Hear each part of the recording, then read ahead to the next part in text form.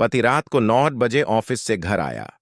पत्नी ने आते ही उसे लड़ना शुरू कर दिया, क्योंकि वह उसे पसंद नहीं करती थी। पति ने कहा, मुझे खाना तो दे दो, बहुत जोरों की भूख लगी है।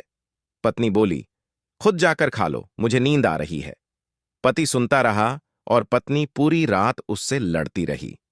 फिर सुबह हुआ तो पति बोला, मुझे नाश्ता तो दे दो। पत्नी गुस्से में बोली, मैं तुमसे तंग आ गई हूं, तू मर जाए। पति कुछ नहीं बोला और चुपचाप ऑफिस को चला गया। पत्नी स्कूल से बच्चों को लेकर जब घर आई तो देखा घर के बाहर बहुत भीड़ लगी थी।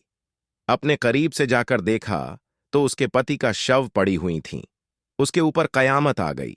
मन में सन्नाटा छा गया।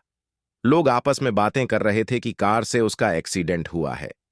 पत्नी जोर से चिखने और चिल्लाने लगी कि मनोज उठ जाओ, मैं तुमसे कभी नहीं लड़ूंगी, तुम पे कभी नहीं चिल्लाऊंगी। तुम्हें भूख लगी थी ना, चलो मैं खाना देती हूं, बस तुम उठ जाओ। मगर मनोज कैसे उठाता उसे, तो उसकी बद्दुआ ने मार डाला। मनोज के जाने के बाद पत्नी को दुनिया का रंग नजर आने लगे। रिश्ते से बदलते दिखने लगे। उसके अपने उससे मुंह मोड़ने लगे। दुनिया के लोग उसे गंदी नजरों से देखने लगे। फिर कुछ दिनों में उससे उसका घर भी छीन लिया गया।